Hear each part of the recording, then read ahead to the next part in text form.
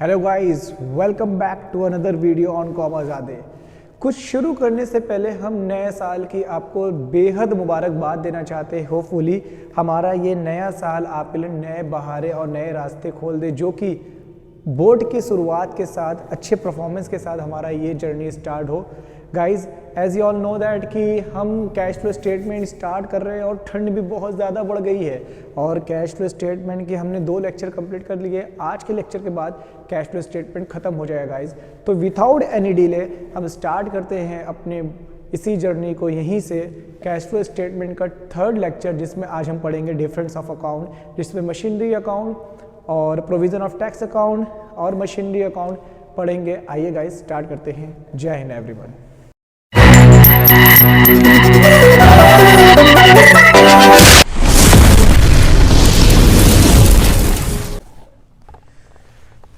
Now guys, once again welcome back to our channel commerce. दोस्तों, आज हम लोग अपना कैश फ्लो का अंतिम लेक्चर पढ़ेंगे, लास्ट लेक्चर पढ़ेंगे, जिसमें हम लोग ये देखेंगे कि अकाउंट कैसे प्रिपेयर करते।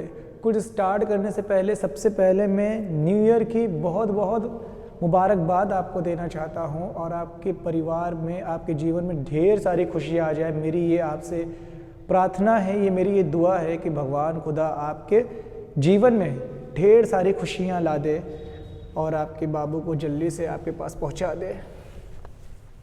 आइए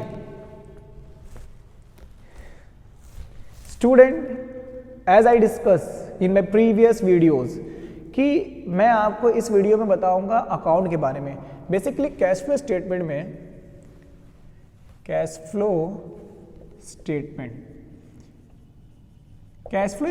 में 3 ही अकाउंट बनते हैं। कौन कौन से? एक बनेगा मशीनरी अकाउंट, एक बनेगा depreciation account, accumulated depreciation account, एक बनेगा प्रोविजन ऑफ टैक्स अकाउंट।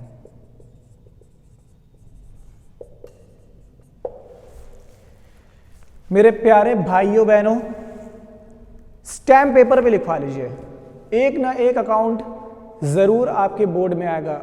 और guys, you all know that very well कि कैश फ्लो स्टेटमेंट आपके एग्जाम में आएगा ही आएगा।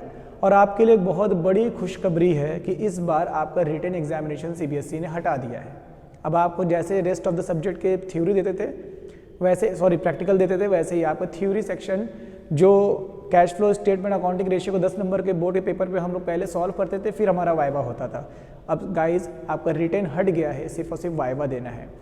तो गाइज, कैश फ्लो स्टेटमेंट में ये तीनों में से कोई ना कोई अकाउंट आएगा और एग्जामिनेशन अगर बहुत एग्जामिनर जो है सटियाया रहेगा तो तीनों अकाउंट दे देगा।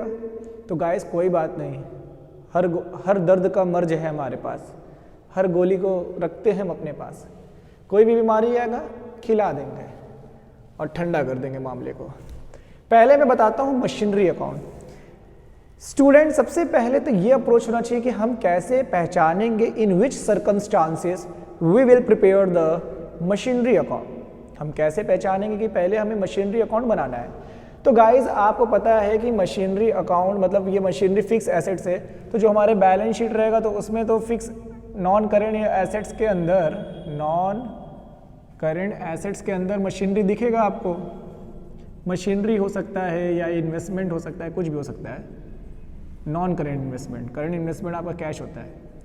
नॉन करेंट इन्वेस्टमेंट,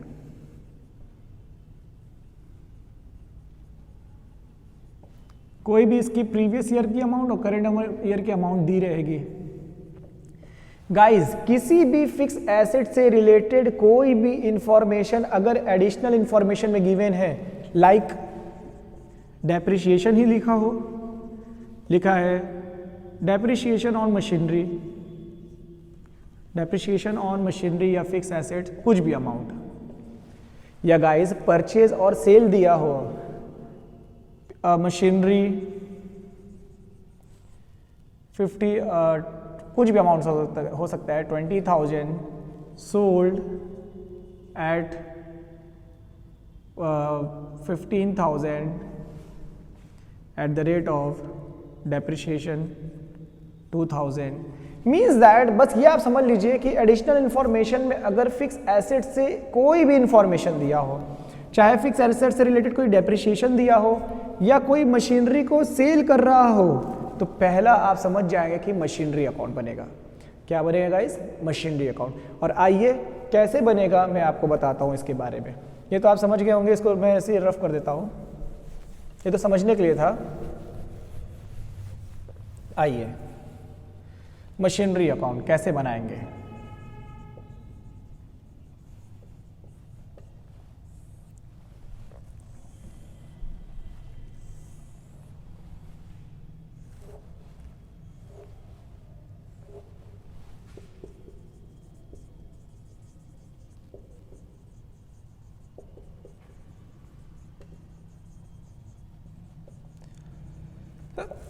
सॉरी, अंग्रेज हैं हम। हाँ आइए, ये फॉर्मेट्स है, मैंने आपको बता रखा है और आप अपने क्लास में जानते भी होंगे कि मशीनरी का हमेशा जो बैलेंस होता है, मशीनरी का जो एसेट्स का जो भी बैलेंस होता है हमेशा डेबिट होता है और लायबिलिटी का जो बैलेंस होता है वो हमेशा क्रेडिट होता है। गाइस मैं आपको ऐसा मंत्र बताऊंगा ना कि एक भी क्वेश्चन आपका कैश फ्लो स्टेटमेंट का गलत नहीं होगा।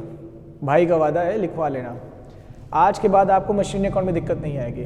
वीडियो को अंत तक ज़रूर देखें। आइए, तो मशीनरी का डेबिट बैलेंस होता है, सॉरी एसेट्स का कौन सा बैलेंस होता है? डेबिट, और लायबिलिटी का क्रेडिट। और एसेट्स हमारा क्या है? मशीनरी हमारा क्या है? एसेट्स। तो गाइस जो भी चीज़ डेबिट बैलेंस होता है उसका ओपनिंग डेबिट में लिखिएगा। तो सबसे पहले ओपनिंग बैलेंस यहाँ लिखिएगा, टू बैलेंस BD, मतलब मशीनरी का प्रीवियस ईयर अमाउंट। और यहाँ पे by balance CD, by balance CD, machinery का current account, current year amount यहाँ लिख दिए, यहाँ लिख दिए। गाइस फिर आप क्वेश्चन में, अगर क्वेश्चन के एग्जाम्पल में डेप्रिसिएशन दिया है, आप एज इट इज उतार दीजिए, बाई डेप्रिसिएशन अकाउंट, कोई भी डेप्रिसिएशन अकाउंट होगा, और बाई बैंक, कितने का बिका होगा? बाई बैंक अकाउंट, यहाँ लिख दीजिएगा। उस मशीनरी को बेचने पे या तो आपको प्रॉफिट होगा या लॉस होगा। अगर क्या हुआ? प्रॉफिट हुआ तो यहाँ लिख देंगे टू P&L अकाउंट, ब्रैकेट में प्रॉफिट। या तो भाई प्रॉफिट होगा, अगर प्रॉफिट नहीं होगा तो क्या होगा? लॉस होगा। तो लॉस होगा तो क्या लिखेंगे? बाई P&L अकाउंट, ब्रैकेट में लॉस।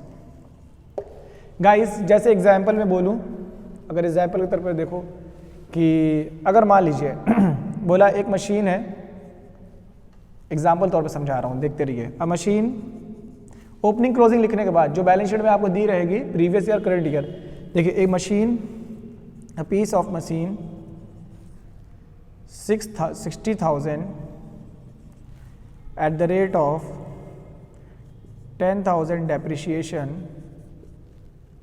Sold at 28,000। ऐसे देगा गाइस, ऐसे 60,000 का मशीन था, 28,000 में बिक गया, डेप्रिसिएशन 10 के बाद। अगर हम बात करें कॉस्ट प्राइस मशीन कितनी थी? CP कॉस्ट प्राइस कितनी थी? 60,000। मशीन पे डेप्रिसिएशन माइनस किया कितना? 10,000। तो गाइस मशीन की वैल्यू कितनी आई? 50,000। ये नेट कॉस्ट प्राइस है। और 50,000 की चीज़ को तुम 28,000 में बेच दोगे तो ऑब्वियस ही बात है कि आपको लॉस होगा। 28,000 के अगर आप बेच दिए तो कितना आया? 12,000 आपका लॉस आया। क्या आया? लॉस। तो गाइस अब अमाउंट को भरेंगे कैसे? ये तो बैलेंस शीट वाला अमाउंट लिखा गया, ओपनिंग क्लोजिंग, प्रीवियस ईयर का अमाउंट, करंट ईयर का अमाउंट, वो बैलेंस शीट से उतार के एज इट इज लिख दीजिएगा। अब डेप्रिसिएशन में कितना लिख देंगे? डेप्रिसिएशन में कितना है? 10,000। और मशीनरी बिका कितने का है? 28,000। ये कैश का बिका है, यहां लिख देंगे 28,000। और गाइस लॉस हुआ है कितना? लॉस हुआ है 12,000। तो लॉस की जगह लिख देंगे 12,000। गाइस बैलेंस को मिलाइएगा, दोनों बैलेंस को मिलाइएगा, मिलाइएगा, यहीं आपका बैलेंसिंग में फिगर आएगा। तो इसको लिखते हैं to bank account, to bank account. और ये जो बैलेंसिंग फिगर आता है गाइस, ये होता है हमारा क्या? ये हमारा होता है परचेस। क्या होता है? परचेस ऑफ मशीनरी, जो भी बैलेंसिंग फिगर आएगा। ठीक है। तो गाइस ये अमाउंट भरने के लिए, समझाने के लिए क्या, अगर प्रॉफिट आता तो प्रॉफिट ये वाला हट के जो प्रॉफिट होता यहाँ पर आ जाता, इस अमाउंट पे आ जाता। तो गाइस जितना भी बैलेंसिंग आएगा वो हमारा परचेस आएगा। अब मुद्दा ये होता है कि अमाउंट को फिट कैसे करेंगे। ये तो हमने एग्जाम्पल लिया था, इसको रफ कर लेते हैं। ये समझाने के लिए था, इसको मैं रफ कर देता हूँ।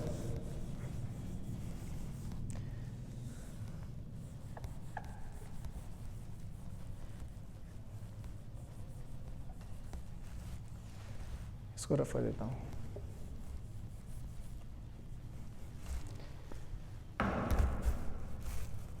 स्टूडेंट, जरूरी नहीं कि बैलेंसिंग फिगर हमेशा यही आए। क्या पता क्वेश्चन में ये इंफॉर्मेशन दे दे, ये इंफॉर्मेशन दे दे, ये निकालना हो। मतलब कि आप बात इतना समझ लीजिए कि यहाँ पर 3 आइटम होते हैं, यहाँ पे 4 आइटम। इसके सिवा मतलब 1 2 3 4 5 6 7 आइटम के सिवा इसमें कुछ भी नहीं जा सकता गाइस, कुछ भी नहीं जा सकता। अब जो चीज़ बैलेंसिंग फिगर निकालेंगे वो कोई भी बैलेंसिंग फिगर हो सकता है। कभी कभी क्या देता है, दे देता है कि मशीन का ओपनिंग दिया है, क्लोजिंग दिया है, मशीन इतना परचेस किया है, इतना डिप्रिसिएशन है, इतना लॉस है, तो ये निकल के आ जाएगा। बोल देगा एक मशीन है, इतना डिप्रिसिएशन है, इतना लॉस है और इसका परचेजिंग फिगर है, तो ये बैंक कितने में बिका मशीन, वो निकल के आ जाएगा। मींस मशीनरी अकाउंट में यही 7 आइटम ही हर बार में आएंगे, ओपनिंग क्लोजिंग दिया रहेगा, ये चारों बैलेंसिंग फिगर कभी भी आ सकते हैं। बेसिकली तो यही आता है, जनरली क्वेश्चन में देखेंगे तो यही आएगा, लेकिन ये नहीं कह सकते गाइस ये भी आ सकता है, ये भी आ सकता है, ये भी आ सकता है, ये भी आ सकता है, ये भी आ सकता है। मैंने जिस पे तारे लगा दिए हैं, टिम टिम टिम टिम चमक रहे जो, तो ये कोई भी बैलेंसिंग फिगर ला सकता है अगर क्वेश्चन हार्ड बनाना चाहे। नहीं तो गाइस आप इतना बस ध्यान रखिएगा कि बेसिकली जो आता है जनरली यही आता है। अब दूसरा सवाल ये उठता है कि अब हम चीज़ों को कहाँ भेजेंगे। तो याद है ना मेरी, जिसकी वाली जो होगी वो उसको उठा ले जाएगा, चलो मेरे साथ, हम तुम्हें यहाँ नहीं छोड़ेंगे, प्यार करते हैं तुमसे। आइए, तो गाइस जब भी मशीनरी अकाउंट या कोई भी अकाउंट बनाइएगा तो पहला अप्रोच तो ये रखिएगा, ना ओपनिंग लिखाता है ना क्लोजिंग लिखाता है।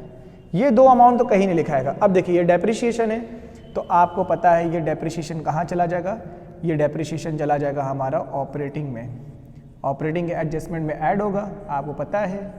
ये क्या है, बाई बैंक, मतलब सेल किया है ना, तो ये देखिए इन्वेस्टिंग में क्या हो जाएगा, इनफ्लो हुआ होगा, इन्वेस्टिंग में क्या हुआ होगा, पैसा आया होगा, इनफ्लो, तो क्या करेंगे, प्लस कर देंगे इन्वेस्टिंग में। ये देखिए लॉस आया है, लॉस क्या होगा, यही ऑपरेटिंग के एडजस्टमेंट में प्लस हो जाएगा। गाइस ये आपने परचेस किया है ना, तो ये क्या करेगा, इन्वेस्टिंग से, आपको पता है ना गाइस कि आपके जो मशीन वो फिक्स एसेट्स होते हैं वो कहाँ जाते हैं, आपको पता है ना कहाँ जाते हैं, इन्वेस्टिंग के। तो ये भी है, परचेस किया है तो इन्वेस्टिंग से क्या हुआ है, इन्वेस्टिंग से आउटफ्लो हुआ है। तो इन्वेस्टिंग से जब आउटफ्लो होगा तो इन्वेस्टिंग से क्या कर देंगे, माइनस कर देंगे। गाइस ये प्रॉफिट हुआ है, तो आपको पता है कि ऑपरेटिंग में प्रॉफिट को माइनस करते हैं, लॉस को जोड़ते हैं। जैसे आपने लॉस को यहाँ पर जोड़ा है तो इस तरीके से इसको माइनस कर दीजिएगा, छोटा हो जा भाई, इसको क्या कर देंगे, माइनस कर देंगे कहाँ से, ऑपरेटिंग के एडजस्टमेंट से। तो ऐसे आप क्या करेंगे, सारे चीज़ों को उसके रिस्पेक्टिव जगह पे भर देंगे। तो गाइस हमारा पहला टॉपिक मशीनरी अकाउंट खत्म होता है। इसको स्क्रीनशॉट लिखिए, वीडियो को पॉज करिए और सारे चीज़ों को अच्छे से नोट्स बनाइए। अगला हम आएंगे एक्यूमुलेटेड डेप्रिसिएशन अकाउंट पे। सो गाइस आपको पता हो गया होगा कि मशीनरी अकाउंट कैसे बनते हैं, मशीनरी अकाउंट का यही फॉर्मेट्स होता है। अब आइए एक्यूमुलेटेड डेप्रिसिएशन अकाउंट कब बनेगा। गाइस इसका एक ही सवाल है, अगर क्वेश्चन में सिर्फ डेप्रिसिएशन दिया हो, पूरे क्वेश्चन को पढ़िएगा, मान लीजिए हमारे बैलेंस शीट है, बैलेंस शीट है ऐसा ही है, अगर बैलेंस शीट में सिर्फ मशीनरी की बैलेंस दिया हो, machinery previous year current year, यहाँ को 2 अमाउंट दिया है, और एडिशनल इंफॉर्मेशन में दिया है डेप्रिसिएशन, डेप्रिसिएशन 2000 3000 कुछ भी हो सकता है। गाइस बैलेंस शीट के अंदर किसी भी तरीके का डेप्रिसिएशन का ओपनिंग क्लोजिंग बात ना हो, इंफॉर्मेशन ना दिया हो, बस मशीनरी अकाउंट दिया, डेप्रिसिएशन का इंफॉर्मेशन सिर्फ एडिशनल इंफॉर्मेशन में दिया हो, तो मेरे दोस्तों, मेरे भाइयों, मेरे बुजुर्गों, बस इतना याद रखिएगा, तब उस केस में डेप्रिसिएशन अकाउंट नहीं बनेगा। डेप्रिसिएशन अकाउंट नहीं बनेगा। डेप्रिसिएशन अकाउंट बनता कब है? अगर यही बात मैं कह दूं कि बैलेंस शीट के अंदर जो मैं बोल रहा हूं उसको वीडियो पे लिखते रहिएगा नोट्स बना के, क्योंकि आपके हैंड राइटिंग नोट्स आपको बेहतर समझ में आएंगे। अगर यही क्वेश्चन में दे दिया नोट टू अकाउंट में या कोई भी अकाउंट में, मान लीजिए कहीं भी दे दिया, बैलेंस शीट या नोट टू अकाउंट में ही दे दिया, कहीं भी दे दिया, मान लीजिए accumulated depreciation, accumulated depreciation previous year, current year, accumulated depreciation दे दिया गाइस, एक्यूमुलेटेड डेप्रिसिएशन। अब देखिए बैलेंस शीट और नोट टू अकाउंट दोनों ही क्वेश्चन में होता है, और एडिशनल इंफॉर्मेशन में अगर डेप्रिसिएशन दे दिया, कहीं भी लिखा हुआ दे दिया, एडिशनल इंफॉर्मेशन में कहीं भी मशीनरी बिक रही है, machinery sold 5000, machinery sold costing 10,000 at depreciation 2,000 sold 5,000, ऐसे इंफॉर्मेशन कभी दी। देखिए डेप्रिसिएशन आ गया ना, तो गाइज अगर एक्यूमुलेटेड डेप्रिसिएशन का ओपनिंग भी दिया है, क्लोजिंग भी दिया है, और उससे रिलेटेड कोई भी इंफॉर्मेशन एडिशनल इंफॉर्मेशन पे दिया है, तो यही वो क्षण है जब हम बनाएंगे डेप्रिसिएशन अकाउंट।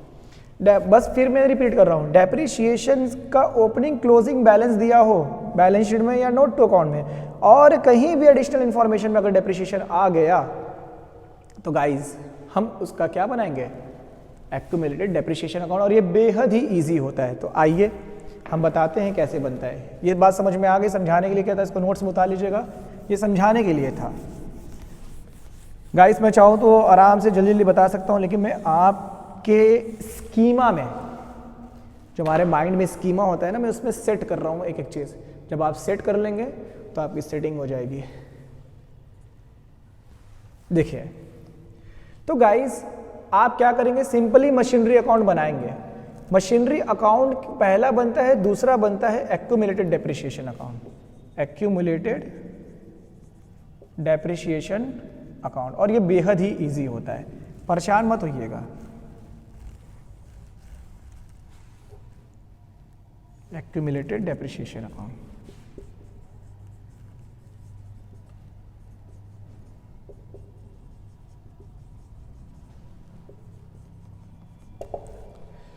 गाइज अब अमाउंट कैसे फिल करेंगे?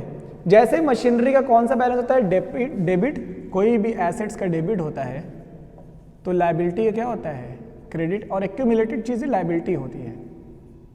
एक्यूमुलेटेड रिजर्व, प्रॉफिट, ये सब हम लोग बांटते थे ना ओल्ड पार्टनर के ओल्ड रिजर्व में। बस एक्यूमुलेटेड का क्या होता है? ओपनिंग। देखिए जैसे मशीनरी अकाउंट का ओपनिंग यहाँ होता है, क्लोजिंग यहाँ होता है, तो इसका उल्टा हो जाएगा, ओपनिंग यहाँ होगा, क्लोजिंग यहाँ होगा। तो सबसे पहले क्या लिखेंगे? Opening balance. ओपनिंग मतलब प्रीवियस ईयर का अमाउंट, बाई बैलेंस BD। मैं ब्रैकेट में लिख दे रहा हूँ करंट प्रीवियस ईयर का अमाउंट, ओपनिंग। और यहाँ पे टू बैलेंस CD, यहाँ पे करंट ईयर का अमाउंट। अभी मैंने बताया था ना एक्यूमुलेटेड वही कहाँ से उठाएंगे? जो बैलेंस शीट या नोट टू अकाउंट में दो अमाउंट दी रहती है ना, प्रीवियस ईयर और करंट ईयर, ये दोनों अमाउंट ऐसे लिखिएगा। गाइस ये डेप्रिसिएशन अकाउंट, अब अगर एक्यूमुलेटेड डेप्रिसिएशन अकाउंट बनेगा तो ये अमाउंट नहीं डालेंगे आप उसमें। अभी मैंने इससे पहले बताया कि अगर सिर्फ मशीनरी अकाउंट बनाए हैं तो सिर्फ ओपनिंग क्लोजिंग को छोड़ के सारे अमाउंट अपने अपने सारे आइटम अपने आइटम के साथ फुर्र हो जाएंगे, अपने अपने एक्टिविटी में चले जाएंगे। लेकिन गाइस जब मशीनरी अकाउंट और एक्यूमुलेटेड डेप्रिसिएशन अकाउंट बनाइएगा तो ना ओपनिंग लिखिएगा मशीनरी का, ना क्लोजिंग, और साथ ही साथ ये वाला जो अमाउंट है ना, ये क्रॉस होके यहाँ आ जाता है।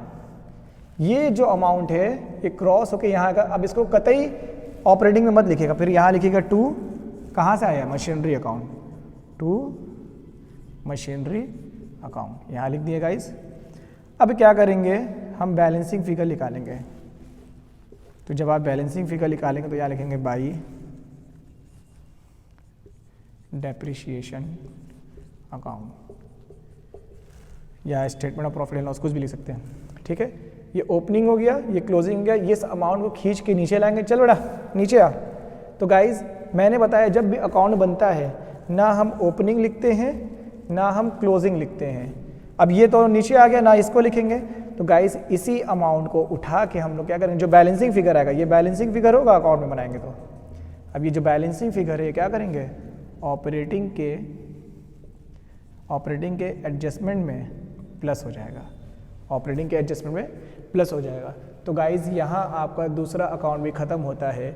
जब एक्यूमुलेटेड डेप्रिसिएशन अकाउंट बनाना हो तो पहले मशीनरी अकाउंट बनाइएगा, सब आइटम को भेज दीजिएगा, ना ओपनिंग ना क्लोजिंग तो लिखाते ही नहीं है। इस डेप्रिसिएशन को पकड़ के नीचे आइएगा, बाल ऐसे पकड़िएगा, चल नीचे, चल नीचे लेके आइएगा, ओपनिंग क्लोजिंग लिख के इसको अमाउंट को लिखिएगा। बैलेंसिंग फिगर जो आएगा वही हमारा क्या होगा, एक्चुअल डेप्रिसिएशन, जो कि ऑपरेटिंग एक्टिविटी के एडजस्टमेंट में हम उसको प्लस कर देंगे। अब आइए last account, provision of tax. तब से इसको लिख लीजिए, स्क्रीनशॉट ले लीजिए गाइज। अब लास्ट हमारा प्रोविजन ऑफ टैक्स का ट्रीटमेंट और account, provision of tax. Account बनाने से पहले मैं कुछ बातें बताना चाहता हूँ इसके बारे में, कमबख्त बहुत शरारती है। आइए, लिखा है टैक्स पेड, सिर्फ कुछ एडिशनल इंफॉर्मेशन में लिखा है टैक्स पेड 5000, कुछ भी नहीं लिखा है इसके बारे में, कोई इंफॉर्मेशन भी बैलेंस शीट के अंदर नहीं है, बस यही दिया है। और कोई भी टैक्स से कोई इंफॉर्मेशन नहीं दिया है, ना ही कोई नोट टू अकाउंट में, ना ही बैलेंस शीट में। तो गाइज एक ही दिया हुआ है खाली टैक्स पेड, तो यही करंट ईयर मानिएगा, यही प्रीवियस ईयर मानिएगा। अब आपको पता है प्रीवियस ईयर को क्या करते हैं, ऑपरेटिंग से लास्ट में माइनस कर देते हैं, और करंट ईयर का क्या करते हैं, ऐड कर देते हैं कि हाँ net profit before tax and extra ordinary निकालते समय। आपको पता है ना कि टैक्स का दो ही जगह पे ट्रीटमेंट होता है, net profit before tax and extra ordinary item calculate करने में करंट ईयर का जोड़ते हैं, और ऑपरेटिंग एक्टिविटी के लास्ट से टैक्स पेड को माइनस करते हैं। बात समझ में आ रही है आपको? तो पहला एडजस्टमेंट तो ये होता है इसका। दूसरा, अकाउंट बनाने की ज़रूरत कब पड़ेगी तब मैं बताऊंगा। मान लीजिए बैलेंस शीट के अंदर आपके या नोट टू अकाउंट में प्रोविजन ऑफ टैक्स दिया है, प्रोविजन ऑफ टैक्स 2021-2022, यहाँ कोई इंफॉर्मेशन दिया है, यहाँ कोई अमाउंट दिया है। सो गाइस वही ट्रीटमेंट है। अब एडिशनल इंफॉर्मेशन में टैक्स रिलेटेड कोई इंफॉर्मेशन नहीं दिया है तो भी अकाउंट नहीं बनेगा। ये क्या है हमारा, ये प्रीवियस ईयर है, ये करंट ईयर है। अब आप क्या करेंगे, इसको क्या करेंगे, प्रीवियस ईयर को ऑपरेटिंग से माइनस कर देंगे लास्ट टैक्स पेड के नाम से, और ये करंट ईयर वाला कहाँ ऐड हो जाएगा, net profit before tax and extra ordinary item के कैलकुलेट करने में। आप जानते हैं ना, मैंने अपने सेकंड वीडियो में बताया है। अकाउंट कब बनेगा ये देखिए, रफ कर लेता हूं गाइस। अकाउंट तब बनेगा अगर बैलेंस शीट या नोट टू अकाउंट में प्रोविजन ऑफ टैक्स दिया है, provision of tax previous year, current year, और इससे रिलेटेड कोई भी इंफॉर्मेशन दिया हो। गाइस दो ही दिया रहेगा, क्या लिखेगा, टैक्स पेड या प्रोविजन ऑफ टैक्स मेड, दोनों में से एक देगा, या तो ये देगा या तो ये देगा। गाइस दोनों में से कोई भी अमाउंट, कोई भी चीज दिया हो तो हमें क्या बनाना पड़ेगा, अकाउंट। और किसी भी तरीके का प्रोविजन क्या होता है, लायबिलिटी। किसी भी तरीके का प्रोविजन क्या होता है, लायबिलिटीज, और लायबिलिटी का कौन सा बैलेंस होता है, क्रेडिट। तो गाइस कैसे अकाउंट बनाएंगे देखिए, वही particular amount, particular amount, particular amount, provision of tax account, particular amount. Guys provision liability होता है, तो ओपनिंग अमाउंट कहाँ से स्टार्ट करेंगे, क्रेडिट साइड से, क्योंकि प्रोविजन को लायबिलिटी कौन सा बैलेंस है, क्रेडिट।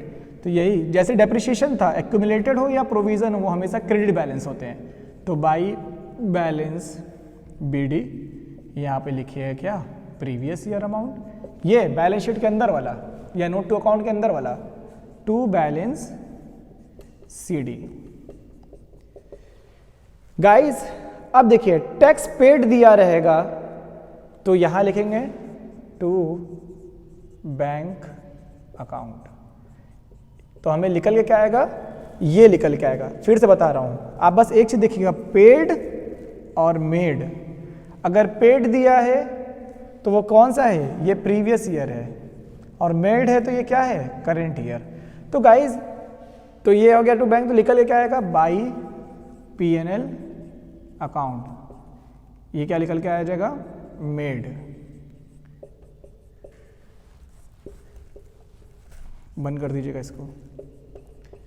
सो मेरे भाइयों बहनों, जरूरी नहीं कि यही आए यही आए, हर हाल में या तो बैलेंसिंग फिगर ये आएगा या तो बैलेंसिंग फिगर ये आएगा।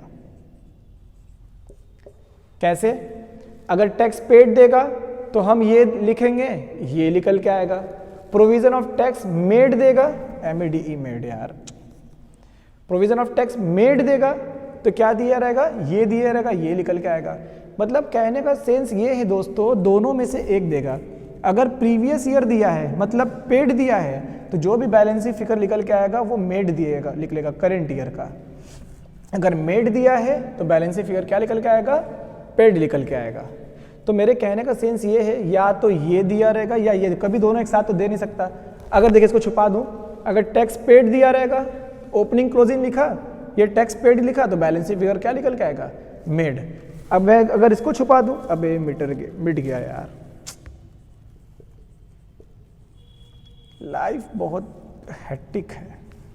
अगर इसको मैं छुपा दूं तो प्रोविजन ऑफ टैक्स दिया है, प्रोविजन ऑफ टैक्स मेड दिया है, तो मतलब हम ये लिख देंगे तो क्या बैलेंसिंग फिगर आएगा, ये। तो गाइस आई होप आप समझ गए होंगे कि अगर मेड दिया है तो पेड लिख लेगा और पेड दिया है तो मेड लिखेगा। मतलब अगर क्या है, या तो प्रीवियस ईयर का निकल के आएगा या करंट ईयर का लिखा आएगा। और गाइस आपको पता है जब अकाउंट बनता है तो ना हम ओपनिंग लिखते हैं ना हम क्लोजिंग लिखते हैं। अब आपको समझ में आ गया, ये प्रीवियस ईयर अमाउंट है और ये क्या है, करंट ईयर। प्रीवियस ईयर क्या होगा, ऑपरेटिंग से माइनस हो जाएगा, और ये क्या है गाइस, ये करंट ईयर है, तो net profit before tax and extraordinary item में प्लस हो जाएगा। तो वही जो यूज है, यूज वही होगा। बस आपको याद ध्यान में ये रखना है कि प्रोविजन ऑफ टैक्स अकाउंट कब बनेगा, प्रोविजन ऑफ टैक्स अकाउंट तब बनेगा जब ओपनिंग क्लोजिंग बैलेंस दिया हो या उससे रिलेटेड कोई भी इंफॉर्मेशन दिया हो एडिशनल इंफॉर्मेशन में। या तो पेड दिया रहेगा तो क्या निकल के आएगा, मेड, या तो मेड दिया रहेगा तो क्या निकल के आएगा, पेड। तो ना हम ओपनिंग लिखेंगे ना क्लोजिंग लिखेंगे। पेड मतलब प्रीवियस ईयर का है, मेड मतलब करंट ईयर का है। तो करंट ईयर का क्या होता है, net profit before tax and extraordinary item में जोड़ देते हैं, और ये वहां से प्रीवियस ईयर को क्या करते हैं, ऑपरेटिंग एक्टिविटी के लास्ट से माइनस कर देते हैं। ठीक है गाइस, तो ये हो गया हमारे सारे अकाउंट। एक चीज मैंने आपको बताया था बैंक ओवरड्राफ्ट के बारे में, ध्यान सुन लीजिएगा, बस लेक्चर खत्म हो रहा है। Bank overdraft guys, bank overdraft तो आपको करेंट लायबिलिटी में दिखेगा, बैंक ओवरड्राफ्ट करेंट लायबिलिटी में आपको दिखेगा। इसको उठा के ऑपरेटिंग एक्टिविटी का हिस्सा मत समझ लीजिएगा। बैंक ओवरड्राफ्ट एक तरीके का सोर्स ऑफ फाइनेंस है। क्या है, सोर्स ऑफ फाइनेंस। तो क्या हुआ गाइस, अगर ये बढ़ रहा है, इंक्रीज होगा तो ये क्या करेगा, फाइनेंसिंग में प्लस कर दीजिएगा। मान लीजिए ऐसे बता सकता हूं मैं कि अगर यहाँ बताए बैंक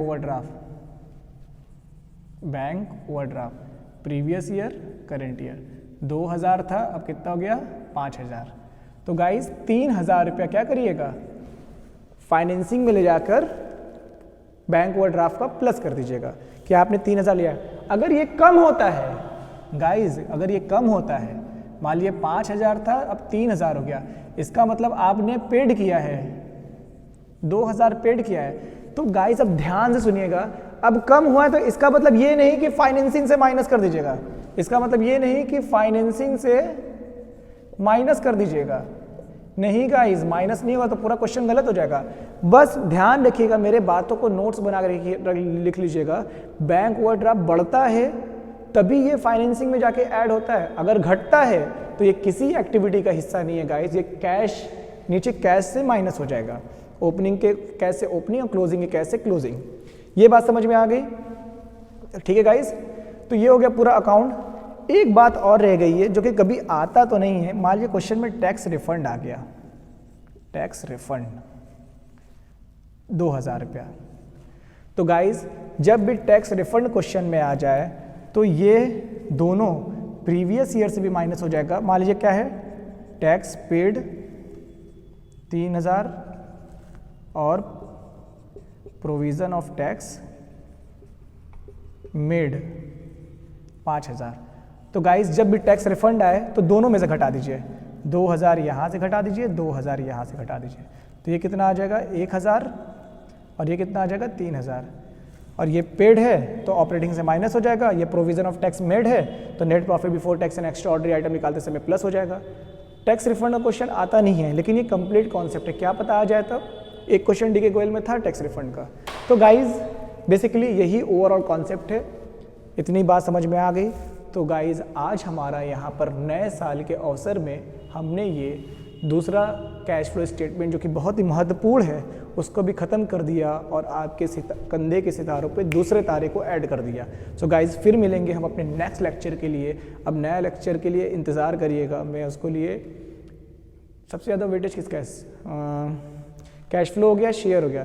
तो गाइज अब हम मिलेंगे chapter first fundamental of partnership firm के साथ। तो बने रहिए हमारे कॉमर्स ज़्यादा के इसी चैनल के साथ और अपने प्रिपरेशन करते रहिए और देखिए क्वेश्चन को लगाइए और देखिए कि ये चीज़ें कितनी इंपॉर्टेंट है आपके लिए। जो चीज़ें आपको एग्जाम में दिक्कत करते हैं वो हमने यहाँ पर सॉल्व कर दिया है गाइज। हमारे कॉमर्स ज़्यादा के इसी चैनल के साथ बने रहिए, हम फिर मिलेंगे इसी नए उत्साह और उमंग के साथ। We will meet with new idea with new thought. Till then goodbye, जय हिंद एवरीवन, थैंक यू, नया साल की मुबारकबाद।